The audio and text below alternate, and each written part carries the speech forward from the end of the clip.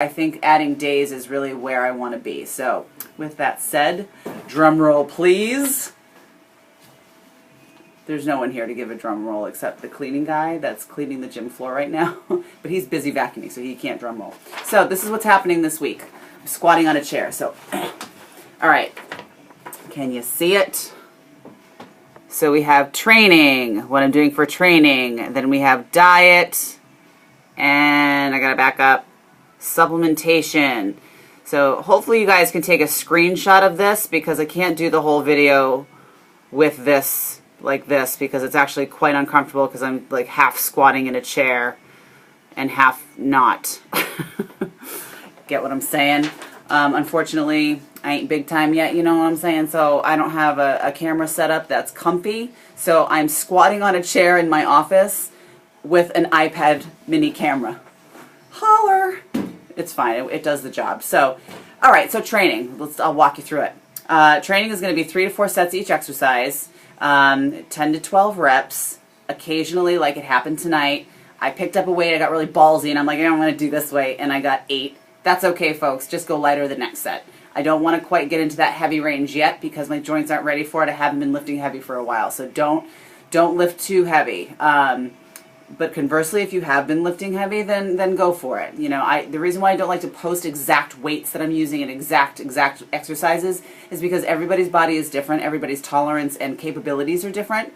And I don't know what your injuries are. I don't know how long you've been lifting. I don't know any of that stuff. So I'm just going to tell you what I'm doing, and you will have to figure things out sort of on your own as far as what you can handle. Does that make sense? Is that fair? Moving on.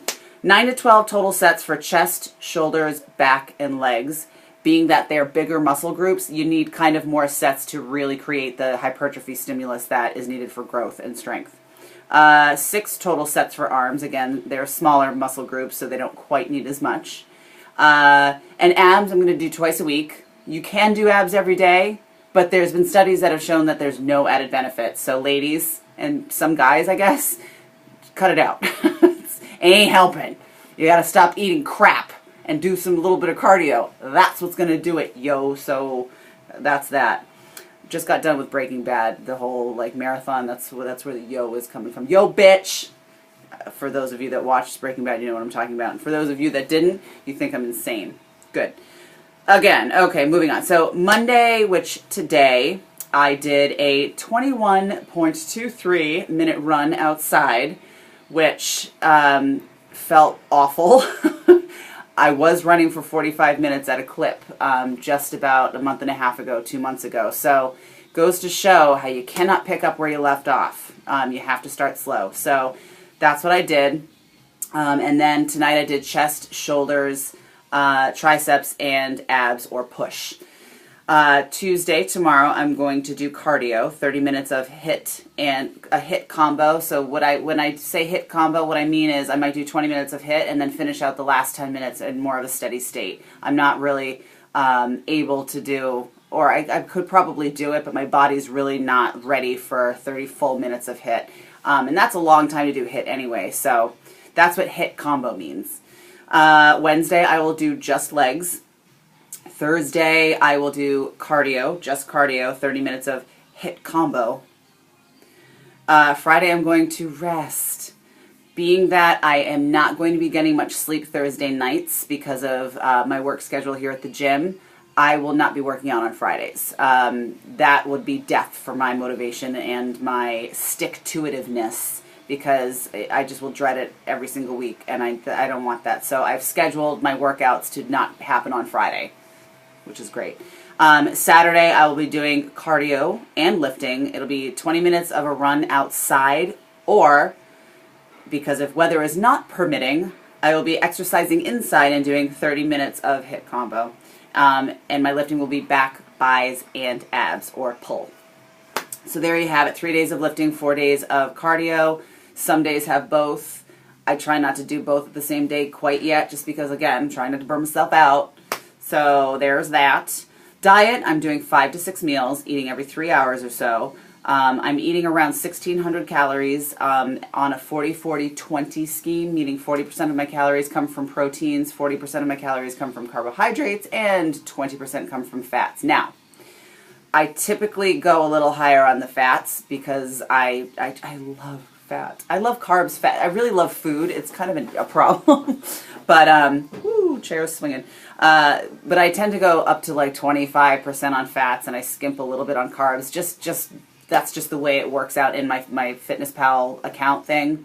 So, but that's okay, folks. You don't have to be exactly 40-40-20. You know, if that's your goal, get close to it. If you're 38, 26, 30, whatever, you know, whatever equals 100, that number would be, then you're fine. You're doing okay.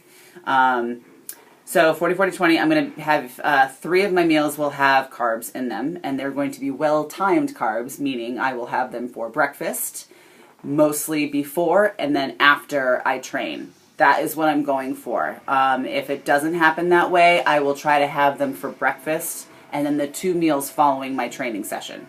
So those are the 2 carb schemes that I plan to follow. I'm also not a fan of high glycemic carbs when I'm trying to trim up a little bit. I'm a big low GI carb girl. Oatmeal, yams, things like that. Things that are not going to have a huge insulin response. I'm not trying to be a bodybuilder right now. I'm not trying to pack on muscle, so I don't believe that I need high GI carbs after a training session. I just don't want the insulin response. I don't need everything shuttled into the, feeding the muscle as much as a bodybuilder would. So that is what I'm doing for diet. Supplementation. I actually got a question about what are you supplementing and when and how do you do it, So here is the rundown of my supplementation. My feet are falling asleep. Hold on a second. Oh God. All right, I'm going to sit. I can't squat on the chair anymore. This is actually okay. This actually works. Okay, so supplements. I'm taking glutamine. I'm doing a teaspoon after training and a teaspoon before bed. Glutamine is super important for muscle recovery. You need it right after you're lifting, and it's also great for taking before bed because that's when your body's really releasing the growth hormone, and everything kind of like works to absorb at night. So taking that at night as well. Branched chain amino acids, or BCAAs. Isoleucine, leucine, and valine. Those are the 3 branched chain amino acids that are very, very important to supplement with after a lifting session. So I'm only taking those on the days that I lift. You can take them every day. You're not going to die from it, but I just don't want to waste my pills. So that's it. So I'm taking 3 before I lift and then 3 after. Now every BCAA formulation is a little different. It depends on where you get yours from. Just follow the directions on the bottle and you should be fine. Multivitamin, taking it every damn day in the morning. Make sure you get a whole food one. I feel like those are better. If you can help it, try not to, get the Centrum 100 or whatever try to get a good multivitamin that has a lot of good stuff in it for you.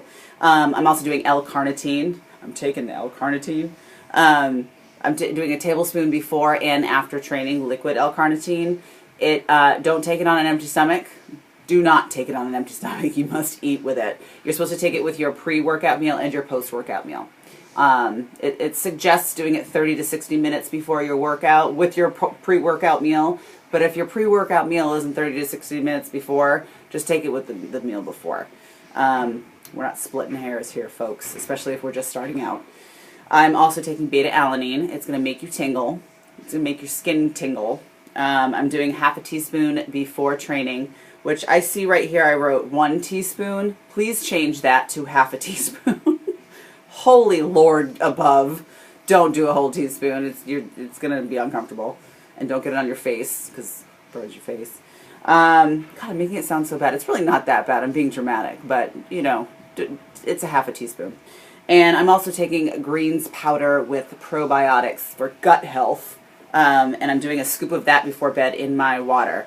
It tastes like grass, and it looks like muddy grass when you mix it in water, but it has a ton of great stuff in it. It has all kinds of enzymes and probiotics. Probiotics are really, really important for your gut health. If you don't have the probiotics in there, the bad bacteria or the bad stuff can overgrow. stuff that's already present in our digestive tract anyway can overgrow and cause a lot of different things in the body, and you don't want that. So, you know, one of the things is leaky gut syndrome. I'm sure a lot of you have heard of it before, read about it. You know, you're basically wasting nutrients out of your intestinal lining if you have little holes in it, and that can be caused by the overgrowth of yeast. They actually bore holes. This is not a medical video, but I'm going to tell you anyway. They bore holes into your intestinal tract and stuff leaks out. So it's toxic and you're not getting all the nutrients that you think you are. So it's important to have some probiotics in there. That's basically it. So you got what I'm doing for training, what I'm doing for diet, and what I am supplementing with. Supplementing will probably not change a whole lot. I said I was going to supplement with CLK, and I just haven't bought it yet. So I probably won't get it until my L-carnitine runs out, just because you can get that now. I really love CLK. It has raspberry ketones. It's by Cellucor, by the way. It has raspberry ketones in it. It has L-carnitine, which is one of the reasons why I'll just wait until that stuff runs out. Gosh, what else it has? It has chromium picolinate, I believe, in it. It also has CLA. It's a great product. It kind of has all of your non-stimulant fat burners that have, you know, really widely been studied roll into one pill or two pills, however many pills. So it's a great product. Diet won't change a whole lot right now either. Probably when I step up my program a lot, and I'm just, you know, doing more days of lifting and things like that, I'll probably increase my calories. I don't believe in going much below 1,500, especially for somebody my size. Not that I'm big or anything, but I'm not a little girl, so I try to keep my calories above 1,500, and I may even go up to, like, I don't know, 1,800 or something. Get crazy when my activity increases. What else? I have a couple tips for y'all. Time your rest between your sets. I haven't been doing that, and I really noticed it tonight. My workout shouldn't have taken as long as it did. Really, your workouts, ladies and gents, should not be more than 45 to 60 minutes. And I know a lot of people are going to be like, well, you're crazy. Neurologically, your body doesn't really take in much more past that time. So it's almost like you're just kind of throwing stuff to a wall. It's just sliding down. It's not sticking. That's kind of how your body reacts to the workout. So, you know, if you find you're consistently, you know, exercising for more than 60 minutes during your lifting workout, it's time to take a look at how long you're resting and talking, or how much you're doing. So just be aware of that. Timing your sets is going to help you keep the intensity high in your lifting and keep your lifting honest. So you want to make sure you do that.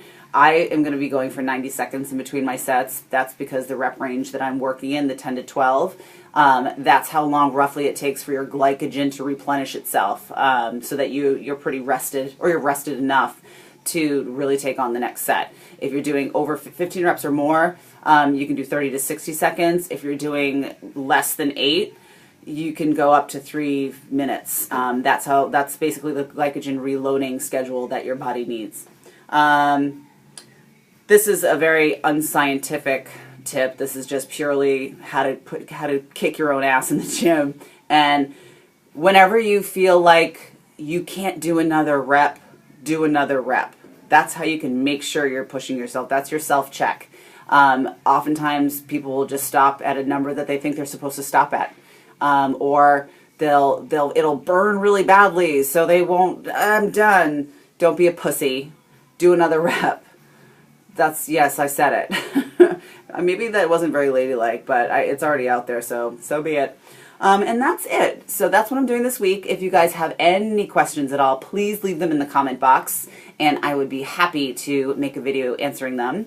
If you are in the New York metro area and you are looking for a trainer, I have a personal training studio in New York City on 19th Street between 6th and 7th Avenues. It's called the Works Personal Training Studio, and we have some fabulous trainers here that are all taught by me, by my style of training, which is not, I'm not a guru, it's just basic physiology. Sorry guys, I don't have a better answer for you, but we can train you. So you can either give us a call, send us an email, visit the website www.theworkspersonaltraining.com, and that's it. So have a great week, enjoy your diet and your training and your tips, And I will see you on Sunday. I'm going to do it on Saturday, my week wrap up, my week 2 wrap up, and then I will do my week 3, what am I doing, on Sunday. So I'll see you guys on Saturday. Have a great week. Later.